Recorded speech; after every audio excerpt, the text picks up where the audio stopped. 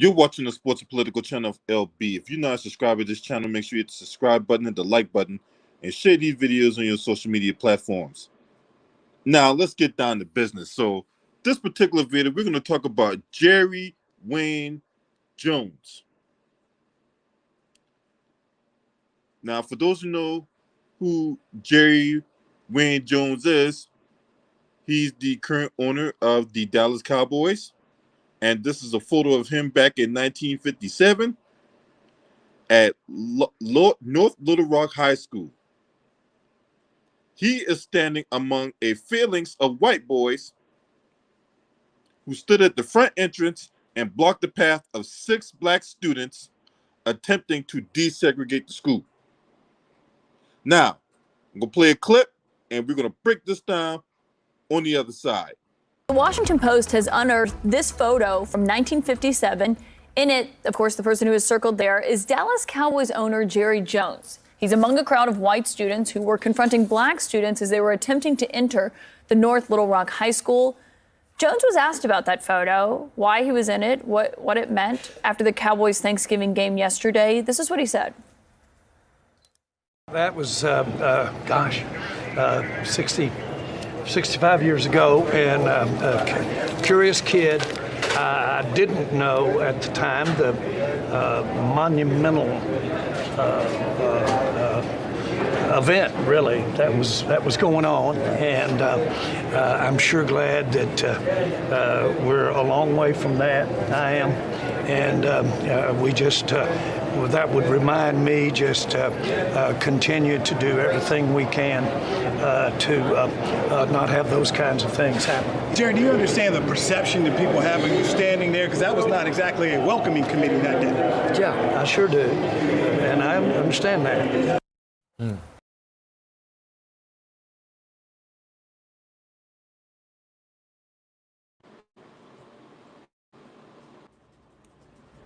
What's up, LA Sports Live? Terry Smooth, salute to y'all. Make sure you hit that like button. Now, when asked about this, that was 65 years ago, and I was just so glad that that was we're way past that now, and you just we just can't afford to be that type of thing. All the stuttering, stammering, and slurring his words when trying to explain why when he was in the midst of a bunch of white boys trying to block 6 black kids from entering the high school out in Little Rock, Arkansas. So is there going to be some 6-step process like they did to Kyrie Irving over projected labels that was placed upon him? Does he have to meet with the black leaders, right? And no, when I think of black leaders, right, I'm not thinking about motherfuckers like Al Sharpton or that fat butterball basting bastard Roland Martin. They are not black leaders. I'm not thinking about Angela Rye. I'm not thinking about Larry Elder or Herschel Walker. The guy could barely put 3 sentences together. That's not black leaders, all right? Especially not that chocolate milk hair having ass motherfucker and Raphael Warnock. They're not black leaders. So is he going to donate money, right? Because, hey, we looking for reparations anyway. You might as well go ahead and cut the check, Jerry. Go ahead and cut the check, Jerry. Go ahead and cut that check. We don't want to hear no apologies from you. We don't want to hear none of that. Just go ahead and cut the check. You can go ahead and show you how deeply sorry you are by donating to the black community. There you go. Now, I hear all my brothers talk about this. My man LVZ, Too Raw, my brother Town Business. You know what I'm saying? Go subscribe to their respective channels and all that, right? And I need to address this, right? Because I've heard some people try to defend this from trying to defend Jerry Jones. And yes, there's some butt dancers out here just because there's some Cowboys fans, right? I heard some YouTube videos. I'm not going to get their names out because they don't need no kind of energy. I'm not giving them bastards no free publicity. Now, the fact of the matter is we got coons and buffoons out here on YouTube and then also on other social media platforms defending Jerry Jones. Oh man, this is a smear campaign from the Washington Post. I can't believe they do this and such a thing on Thanksgiving.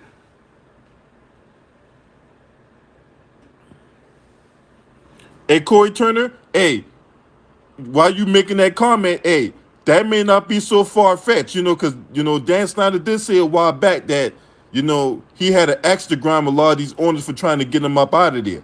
So, that's not so far-fetched. But you curious? Curious about what? You couldn't be curious in your classroom? You couldn't be curious when, when the day is out, you were walking home, or you was catching you were riding on that segregated bus back home, right? Because all you white boys could be up in the front with all the black kids in the back, right? Because that's the type of segregation that was going on back then. You couldn't be curious then? You had to be all in the midst of all them white boys, right? That were trying to block them black kids from entering that school. But you were curious. Nah, boy, better get your ass on up out of here talking that curious stuff. Because ain't nobody could be just curious standing in the midst of crowd in that crowd like that. Get out of here. And Stephen A. Smith, you are disgusting. Stephen A. Smith, you are disgusting. So let me get this straight. Bill Cosby was put in jail over an alleged sexual assault. Nothing was proven.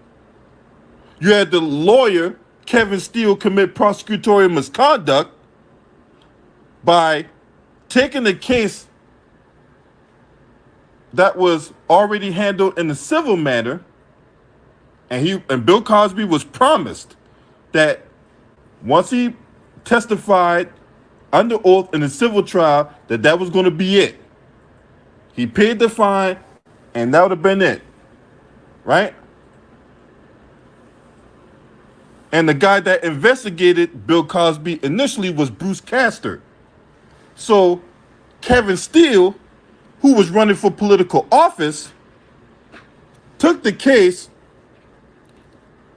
and used it as a springboard for his political ambition. They reopened the case, tried Bill Cosby, found him guilty. He did 3 years in the beam before the Pennsylvania Supreme Court came back and overturned the conviction. Well, the damage is already done. Yeah, Bill Cosby's home now, but they got what they wanted. They got this man put in prison. But did Kevin Steele go to jail for prosecutorial misconduct? Did he get his law license revoked? Did the state bar disbar him? No, they didn't. Right? Anywho, back to this. I say all that to say this. When there's somebody black, right, they want to hold whatever they did over them for the rest of their lives. Even in death. Look at the case of Michael Jackson, right? The FBI did a 10-year investigation of Michael Jackson. They ain't even found so much of pubic hair out of place. You had 2 known liars. And Oprah Winfrey, you the anti-mammy supreme about this, right? Oprah Winfrey did a documentary with 2 known liars, and the person who produced that film won an Emmy at the Sundance Festival. But Michael Jackson didn't do anything wrong. The FBI, normally if the FBI has something on you, you're going to get tried and you're going to get convicted. Because they got this 95 to 97% conviction rate. You didn't think if the FBI had something on Michael Jackson, they would have turned it on him and he would have been doing time in prison, but they didn't. They ain't had nothing. And we're still running with this narrative, even when the man's passed away, that, oh man, Michael Jackson's a rapist, even though the evidence has shown that he's not what they label him as. Another thing, Kobe Bryant. The whole thing with Kobe Bryant, Eagle, Colorado, right? We found out later on that the girl lied about it. The girl lied about being raped, and her friends were set to testify against her, and the case got thrown out against Kobe Bryant. But did that stop people from putting that kind of label on him even in death? No. Still King tried to get Kobe Bryant's best friend, Lisa Leslie, to throw him under the bus, even in death. But all those labels falsely get put on black people even in death. Meanwhile, this man here is still running around here, 80 years old, telling black folks if they don't stand for the national anthem, they won't play on his team. But that was 65 years ago, and I was curious at the time, and we got to really move on from past this. No, we don't got to move on past nothing. The fact of the matter is, you're racist, and once a racist, always a racist, and that's the bottom line. Cause see, there's some stains you just can't wash off with Tide.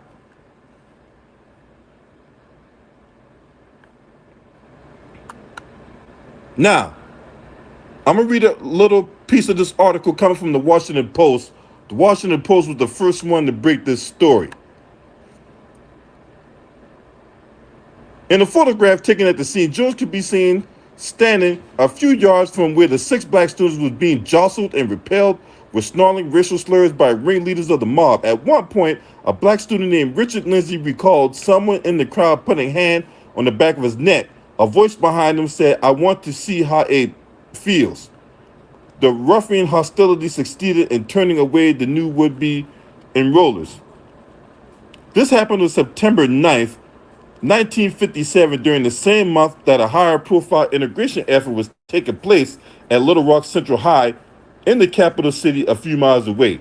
The story of the Little Rock Nine, when President Dwight D. Eisenhower dispatched federal troops to escort the trailblazing black students past the spitting hordes, is regarded as a pivotal moment in the civil rights movement. It overshadowed the ugly events following contemporaneously at Jones's High School on the other side of the Arkansas River, an episode mostly lost to history, though not entirely. The photograph is taken by William P. Strader of the Associated Press, shows a young Jones wearing a striped shirt, craning for a better view, looking like a little bird head, as he said in a recent interview with the Washington Post, acknowledging his presence on the steps that day. He was 1 month from turning 15. He had been bulking up by lifting weights and going through 2 days since August, trying to make the school's football's B team. The coach, Jim Albright, had warned there might be trouble, and he didn't want to see any of the young knotheads near the front of that school. That directive did not deter Jones, though. He showed up near the conflict's epicenter, stationed at the Tops Landing near the school's double-leaf entry doors, faced in a rear row of the human bulwark, intent on keeping people out because of the color of their skin. Jones said that he was only there to watch, not participate. I don't know that I or anyone anticipated or had a background of knowing what was involved. It was more of a curious thing, he said.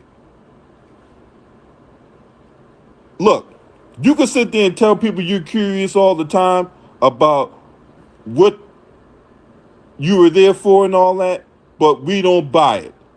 We don't buy this thing that you were curious.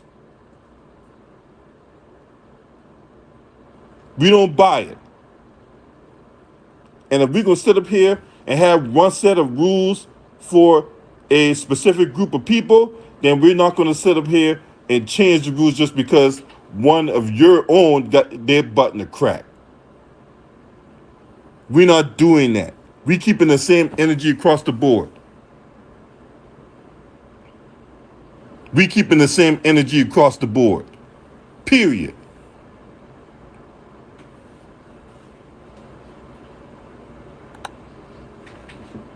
"65 years ago, so what?" And Jerry Jones has carried this racism into the NFL. He has. He's carried this racism to the NFL.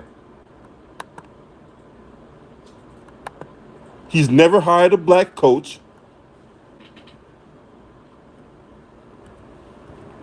In the hire the Colin Kaepernick situation, he was one of the ones that came out and said that if anybody don't stand for the national anthem, they would not play. He said that. Now, mind you, when Colin Kaepernick was asked about why he chose to kneel for the national anthem, because initially he sat until the Army Ranger approached him and asked him to take a knee. So that's what he did. In respect for the Army Rangers' wishes, he took a knee for the national anthem. And when Colin Kaepernick was asked about that, what did Colin Kaepernick say? That it was to combat police brutality and social injustice in America. What did these white supremacists do? They ignored that and created their own narrative and got pissed off over the narrative they created. Oh man, you disrespected the flag, you disrespected the military, you disrespected the police officers out here. Yeah, but the police officers disrespect the black folks that paying their tax dollars by killing them like animals. But hey, Jerry Jones, hey, anybody that doesn't stand for the national anthem, they're not going to play on this football team. Then, going to have the team take a knee before the national anthem, and then when the national anthem's played, they ain't going to stand. That kind of sideshow that happened in that game against the Arizona Cardinals.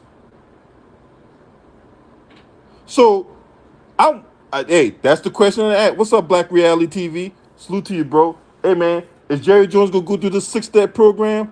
He needs to take a 6-step program, right? Where he needs to donate like $1.5 billion. Because that's what, I ain't want to count his money, but he's worth around that much, right? You 80 years old, you about to kick your bucket anyway. You got one foot in the grave already. Go ahead and donate $1.5 billion to the black community, right? And then maybe he can hold some sensitivity training, right? And then he can meet with the black leaders. And then he can come back to these same black leaders, and then we'll verify whether or not he's contrite.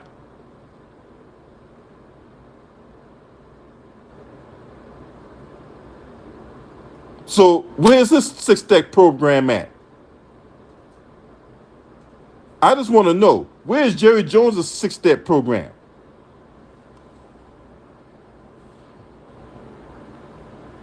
I don't care if it was 65 years ago or 65 minutes ago. If you're going to sit up here and hold false labels and accuse black people for the rest of their lives over stuff, right? Then we not going to move on from this. If you guys not going to move on from incidents involving black folks, and a lot of times you guys hold fake outrage over black folks and they ain't did nothing. What's up, y'all? Right? If y'all not going to let go of Michael Vick incident, then we're not going to let go of Jerry Jones's incident. If you're not going to let go of Bill Cosby's incident, then we're not going to let go of Jerry Jones's incident. If you're not going to let go of a situation involving Kobe Bryant, even though Kobe Bryant did nothing wrong, well, he did nothing illegal, but he did do something wrong, right? But he did nothing illegal. Then we're not going to let go of Jerry Jones, right? What's good for the goose is good for the gander if you didn't get that. Supposed to move on. Move on from what? And who are you to tell us when we should move on from an issue? Who is anybody to sit up here and wag their finger? Yeah, you coons out there too, because I hear a lot of you coons out there running your goddamn mouth. Oh man, this is a smear campaign from the Washington Post, man. Why would they do such a thing? This is supposed to be a time of love, and this is supposed to be a time of honor, and we're supposed to say, Kumbaya, my Lord. Kumbaya. Oh Lord, Kumbaya.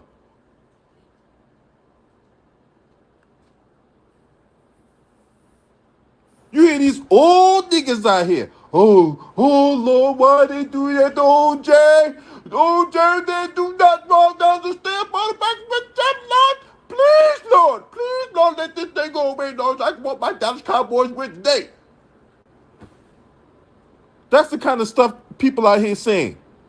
Oh, Lord, have mercy. Please help me. Please, Jesus. Please, Jesus, help me, please. Please, baby, please. Please, baby, Jesus, help me, please. Please get this thing off Jerry Jones's ass. These people out here running the smear campaign on a good man. That's the kind of stuff people out here saying. You guys are disgusting. Ain't no wonder why we got these problems out here. These problems could have been avoided had we had some people out here in the black community that grow some nuts and stand up.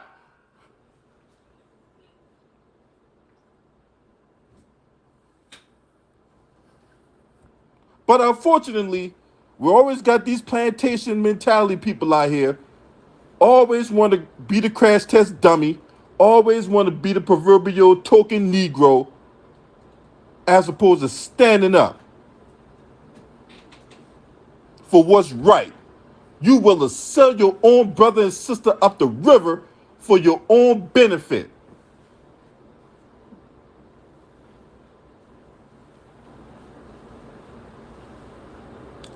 That's why you cannot respect no George Jefferson stunt double like Stephen A. Smith. He's sitting up there treating this thing with kid gloves. Oh, if you want to go after Jerry Jones for not hiring a black coach, go right ahead. If you want to go after Jerry Jones for not hiring, then go right ahead too. But this situation happened 65 years ago. And look, Stephen A. Smith, look, you can never call yourself being some representative of the black community. You can shut your stupid ass up. Period. He knew what the hell he was doing out there. All right? This ain't nothing. Look, I'm curious as to why the hell you were out there.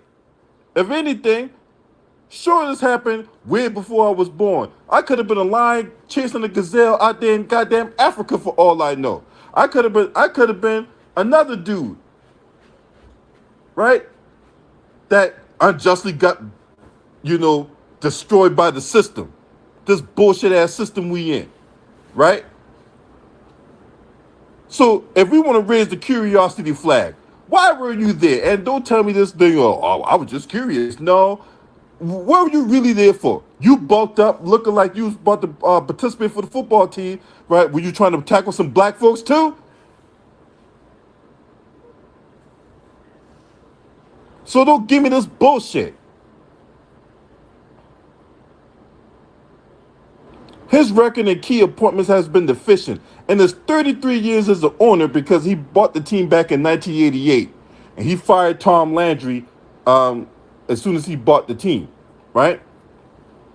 Jones had 8 head coaches, all white. During that time, just 2 of the team's offensive or defensive coordinators, the stepping stones to the head coaching position, have been black.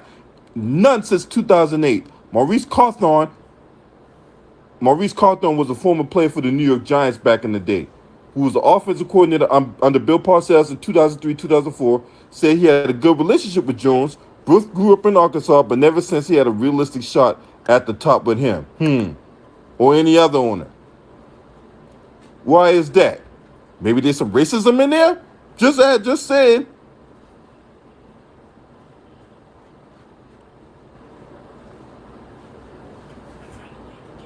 This is deflection. Him talk about, oh man, well, I was just curious, and I'm just so glad that this was so long ago. We so far from past that I'm just really focused on what we got going on today, and this was a good win by my team. No, this ain't going the way, bro. This ain't going the way at all. I'm trying to tell you right now for the millionth time, this ain't going to go away. We're not going to sit up here and play these reindeer games where one group of folks gets labels put on them for the rest of their lives, and then all of a sudden, you racist bastards get to practice the art of evolution and reinvent yourself to a point where we just have to forget about all the bullshit you did when you was a teenager, when you was in your 20s and all that, right? Malika Andrews just did that to, what's his face? Joe Mazzulla. Remember when Ime Udoka was basically cast aside by the Boston Celtics because he was stroking some chick up and down in the ranks and all that, right? And then they brought in Joe Mazzulla. What the first thing Malika Andrews did? Oh man, well 13 years ago, he was involved in this situation right here, right? So if she can do it, I can do it too, right? If we're gonna sit up here and put these labels on people for the rest of their lives, well, guess what? White folks, you racist piece of trash, you ain't got no leg to stand on, because whatever label you got, we gonna put it on you, and you gonna have to wear that. You're gonna have to wear that like how someone got a tattoo of their cheating girlfriend on their arm. That's right. And that's why I stand on that. Now, if you're not a subscriber to this channel, make sure you hit the subscribe button, hit the like button, and share these videos on your social media platforms. Last but definitely not least, shouts out to the Lions Den basketball community. This your man. Scream at me. Ho!